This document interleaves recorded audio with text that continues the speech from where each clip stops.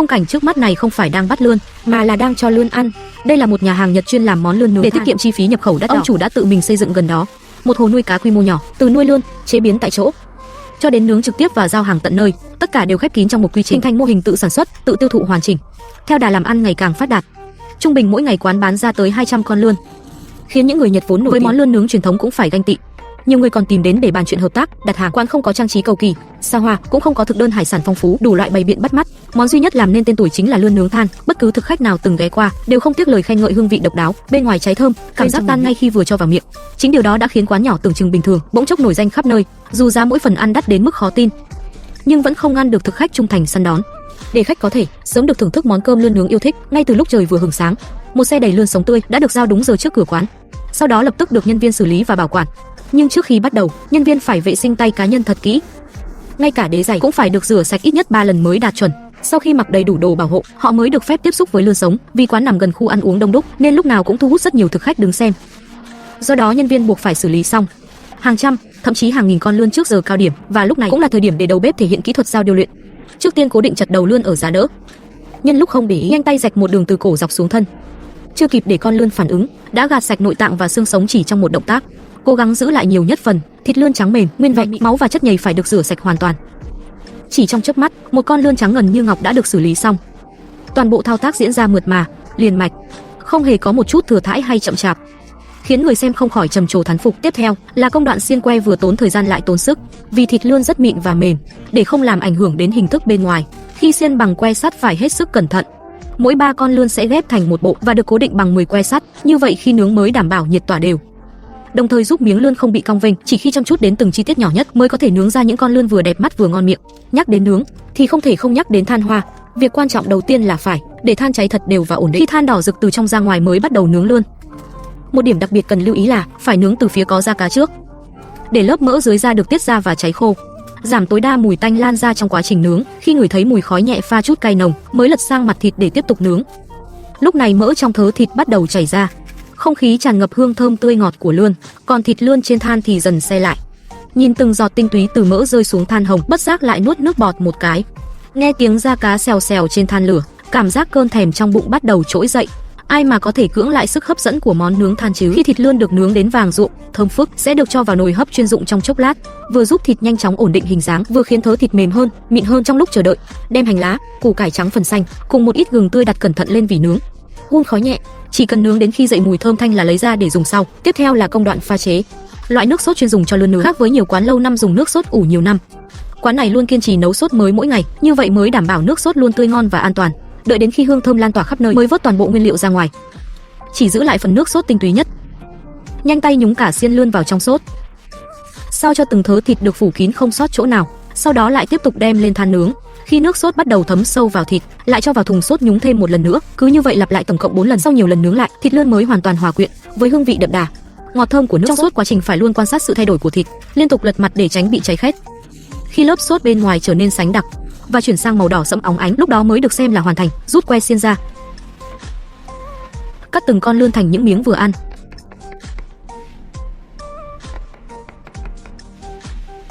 Xới cơm gạo Nhật nóng hổi, thơm lừng vào từng bát, rồi dưới thêm lớp nước sốt linh hồn sánh mịn. Đặt lươn nướng thơm ngát lên trên là có thể trao tay cho thực khách thưởng thức. Chỉ liếc nhìn thôi đã thấy cả một màu đỏ óng phủ kín, liên tục kích thích thị giác lẫn vị giác. Nhìn thêm một giây, nước miếng đã không kìm được mà trào ra. Ngay khi vừa đã cảm nhận rõ độ mềm mại và mọng nước hòa quyện. Thường còn chưa kịp nhai kỹ, miếng lươn đã tan chảy tận sâu trong lòng. Nếu vẫn chưa thấy thỏa mãn, bạn còn có thể gọi thêm phiên bản cơm lươn nướng cỡ thùng, khẩu phần khổng lồ nặng hơn 5 cân. Chỉ nhìn thôi đã khiến cơn thèm bùng nổ. Có lẽ lúc này chỉ còn cách ăn thật đã đời mới có thể thỏa mãn cơn thèm bấy lâu nay. Các bạn ơi, có muốn làm ngay một bát cơm lươn nướng cho đã miệng không? Nhồi thịt băm vào bên trong ớt xanh, rồi áo thêm một lớp bột mỏng bên ngoài, sau đó cho vào chảo dầu chiên ngập. Cách làm này có khiến bạn cảm thấy quen quen không? Chàng trai Hàn Quốc trông có vẻ rất bình thường trước mắt, trong một lần tình cờ đã vô tình nhìn thấy ẩm thực tứ xuyên của chúng ta, ớt xanh nhồi thịt. Trong đầu anh chàng bỗng nảy ra một ý tưởng, nếu ở Hàn Quốc cũng mở một quán chuyên bán ớt xanh nhồi thịt, liệu có thể bùng nổ không nhỉ? Thay vì chỉ nghĩ suông, chi bằng bắt tay vào làm. Vì thế anh chàng dốc tâm nghiên cứu, cải tiến và sáng tạo, cuối cùng nghĩ ra cách chiên ngập dầu. Để phù hợp với khẩu vị giới trẻ Hàn Quốc, không ngờ vừa ra mắt đã nhanh chóng nổi khắp phố phường. Đơn giao đồ ăn mỗi ngày nhiều đến mức có thể vòng quanh Hàn Quốc 3 vòng. Một phát hiện tình cờ lại giúp anh chàng nắm bắt được cơ hội kinh doanh. Tuổi không lớn mà vận may lại không tệ, làm ăn thuận lợi nên tinh thần càng hăng hái. Sáng nào trời vừa sáng là đã đến quán tất bật làm việc. Do Hàn Quốc có yêu cầu đặc biệt nghiêm ngặt về chất lượng thực phẩm, anh chàng chỉ có thể nhập ớt xanh từ Sơn Đông, Trung Quốc. Không chỉ khoảng cách gần giúp tiết kiệm chi phí mà chất lượng cũng không chê vào đâu được, quả nào quả nấy đều tươi non, giòn. Đã lâu rồi mới thấy những quả ớt xanh đẹp như vậy. Sau khi rửa sạch, dùng dao nhẹ nhàng rạch phần bụng của ớt xanh, tiện tay loại bỏ hạt ớt và phần lõi bên trong, cho thật sạch sẽ. Lúc này quả ớt như thể bị móc rỗng ruột. Đã làm theo món ớt xanh nhồi thịt, thì phần nhân thịt dĩ nhiên là quan trọng nhất. Xét đến việc giới trẻ Hàn Quốc rất mê hương vị ẩm thực nên chắc chắn không thể thiếu việc cho thật nhiều phô mai. 3 phần thịt heo xay, 7 phần phô mai bảo sợi, tỷ lệ này trong mắt họ gần như là hoàn hảo. Thêm vào đó là hành lá dễ kết hợp và bột ớt đỏ dành cho những ai mê cay. Lập tức nâng tầm ngoại hình của phần nhân thịt, ngay khoảnh khắc dùng tay trộn đều, đã hiện ra một bức tranh đầy màu sắc vô cùng hấp dẫn. Không nghỉ tay một giây, nhồi phần nhân đã trộn vào bên trong bụng ớt xanh, đồng thời dùng lực ép chặt cho thật chắc, đảm bảo mỗi quả ớt đều căng đầy, chắc thịt. Bởi vì khi chiên ngập dầu, phô mai trong nhân thịt sẽ tan chảy, dễ khiến món ăn mất đi hình thức và làm ướt, ảnh hưởng. Những quả ớt đạt chuẩn sau khi nhồi được cho vào bột và lăn đều khắp một vòng, để bột có thể bám đều mọi góc, không sót chỗ nào. Anh chàng liên tục lắc nhẹ bát bột cho bột phủ đều như mưa, sau đó cho vào hỗn hợp bột trứng đã pha sẵn, nhúng ngập một lượt. Tiếp theo thả ngay vào chảo dầu nóng chiên trong chốc lát. Nhiệt độ dầu 200 độ không chỉ khóa trọn hương vị cay thơm của ớt, mà còn giúp lớp vỏ ngoài của ớt xanh trở nên giòn xốp. Khi chiên đến màu vàng đẹp thì vớt ra để ráo. Trong lúc hạ nhiệt, ớt xanh cũng dần được định hình. Đợi nguội hẳn rồi lại cho vào bột trứng để áo lại lần nữa, thuận tay thả vào chảo dầu để chiên lần 2. Ớt xanh được phủ 2 lớp bột sẽ thơm hơn, đậm đà hơn và còn tăng độ bắt mát, tạo cảm giác nhiều tầng lớp. Trong quá trình chiên vẫn phải liên tục trở mặt để tránh bị cháy. Đến khi bề mặt ớt chuyển sang màu vàng sậm là có thể vớt ra.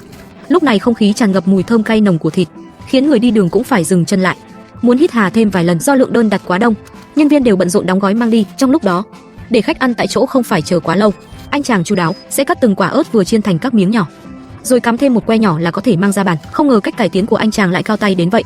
Chỉ cần đổi phương pháp chế biến là đã tạo được dấu ấn riêng. Vậy thì các bạn nhé, một phần ớt xanh chiên giá 9.000 won, bạn thấy có đáng tiền không? Đây không phải bánh cuộn da hổ, mà là món bò Wellington được ví như một tác phẩm nghệ thuật. Không chỉ giá cả khiến người ta choáng váng, mà còn gọi nó là Rolls Royce trong thế giới bít tết cũng không quá lời, dù cách làm không quá phức tạp. Nhưng với những người nóng vội, có thể chưa kịp ăn đã muốn bỏ cuộc, thưởng thức bò Wellington chuẩn vị, không chỉ chú trọng hương vị ra sao mà nhất định phải tận hưởng trọn vẹn quá trình chế biến. Chọn một miếng thăn bò hiếm từ phần ngon nhất của con bò, dùng màng bọc thực phẩm quấn chặt lại, rồi cho vào tủ lạnh để làm lạnh và định hình. Trong lúc chờ thì bắt đầu chuẩn bị phần sốt, ưu tiên hàng đầu là sốt nấm. Đây chính là linh hồn của món bò Wellington. Đồng thời băm nhỏ hành tây và nấm rồi đem xào sơ.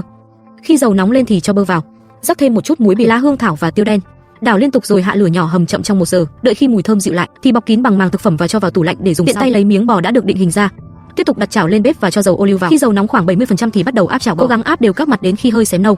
Sau đó phết đều mù tạt Dijon lên bề mặt miếng bò, rồi rắc thêm lớp tiêu đen đa năng. Cuối cùng bọc lại bằng màng thực phẩm, cho vào tủ lạnh làm lạnh khoảng 1 tiếng. Tiếp theo lấy phần sốt nấm ra, trải lớp bột ngàn lớp xuống dưới. Lúc này còn cần thêm một nguyên liệu quan trọng, đó chính là thịt nguội Parma. Nếu không có cũng có thể dùng thịt xông khói thay thế. Phết đều sốt nấm lên các lát thịt nguội, rồi đặt miếng thăn bò đã làm lạnh lên trên. Tiếp tục cuộn lại bằng màng thực phẩm và cho vào tủ lạnh thêm nửa tiếng. Lấy ra một tấm bột ngàn lớp, chuẩn bị 2 lòng đỏ trứng, cho vào một ít sữa tươi, đánh đều rồi phết lên bề mặt bột. Sau khi cuộn cùng miếng bò bằng màng thực phẩm, lại cho vào tủ lạnh để cố định thêm một lúc. Tiếp tục lấy thêm một tấm bột, dùng con lăn tự chế in họa tiết trang trí, vừa đẹp mắt lại giúp cố định hình dáng tốt hơn. Tiếp tục phết một lớp trứng sữa lên bề mặt bò, nhẹ nhàng phủ lớp bột họa tiết như mạng nhện lên trên. Sau đó phết thêm một lớp trứng nữa để khi nướng lớp vỏ bò thêm vàng thơm giòn rụm. Cuối cùng cho vào lò nướng chỉnh 200 độ. Nướng trong 30 phút là xong. Quy trình cầu kỳ đổi lại miếng bò vàng giòn hoàn hảo, xem như chờ đợi không uổng công. Kết hợp cùng sốt nấm thơm béo, thịt bò mềm mọng, đậm đà, khiến mọi phiền muộn trước đó tan biến. Chỉ với những lát ba chỉ mỏng manh, cũng có thể tạo nên một bữa lẩu mãn nhãn. Chỉ cần xếp từng lớp thịt ba chỉ tươi mềm quanh thành nồi, đợi khi bưng ra bàn, hương thơm đậm đà đã lan tỏa khắp không gian, khiến thực khách ai nấy cũng thèm thuồng. Thậm chí có người còn vô thức rút điện thoại ra. Mọi người liên tục ghi lại những khoảnh khắc thị giác hiếm thấy. Nồi lẩu nhà người ta tưởng thì thịt ít đến đáng thương, nhưng quán này lại đi ngược hoàn toàn. Thịt xếp cao như núi, ai nhìn cũng choáng váng. Ngay cả các món ăn kèm giấu dưới đáy cũng được miễn phí gọi thêm, cho đến khi bạn ăn không nổi nữa, cộng thêm giá cả phải chăng. Quán nhanh chóng nổi tiếng khắp các con phố trong thành phố. Mỗi khi chiều tối, quán đã chật kín khách từ rất sớm, khiến toàn bộ nhân viên phải phối hợp chặt chẽ, bận rộn không ngơi tay. Trong giai đoạn chuẩn bị ban đầu, tất cả rau củ đều được rửa sạch 3 lần, sau đó cho vào khay để ráo nước sẵn sàng sử dụng. Lấy ra nồi lẩu được đặt làm riêng, xung quanh mép khéo léo xếp một vòng giá đỗ miễn phí, làm lớp trang trí đánh lừa thị giác. Sau khi xếp kín xung quanh thì thêm cải xanh, nấm và các loại rau khác phủ chặt lên trên, tạo thành một vòng tròn đẹp mắt hoàn hảo. Do lượng khách gọi món không ngừng đổ về, mỗi ngày mọi người đều phải đồng lòng hợp sức mới có thể thong thả xử lý hàng chục nồi lẩu. Tiếp theo là những lát thịt ba chỉ xuất hiện đầy ấn tượng, tách từng miếng thịt ba chỉ dính vào nhau, rồi xếp từng lát lên trên lớp rau củ. Trong quá trình đó cần giữa các lát thịt không được để lại khe hở, thoạt nhìn như được bao bọc bởi lớp tâm huyết dày dặn, không biết còn tưởng bên trong toàn là thịt. Sau đó đặt vài xiên chả cá ở chính giữa nồi, thêm vài lát bí đỏ và nấm nguyên cây để trang trí. Ở phía bên kia, nồi nước hầm xương lớn đã chờ sẵn từ lâu. Múc ra rồi đổ thẳng vào chính giữa nồi lẩu. Hương thơm quyến rũ lập tức lan tỏa trong không khí, khiến những thực khách chờ đợi từ lâu không ngừng nuốt nước bọt. Trước khi lên bàn còn rắc thêm một vòng hành lá xanh mướt, làm bữa tiệc ẩm thực sắp bắt đầu thêm phần hấp dẫn. Cẩn thận đặt lên bếp ga, châm lửa làm nóng. Khi nước dùng bắt đầu sôi lăn tăn, nhanh tay đẩy nhẹ thịt và rau vào trong nồi.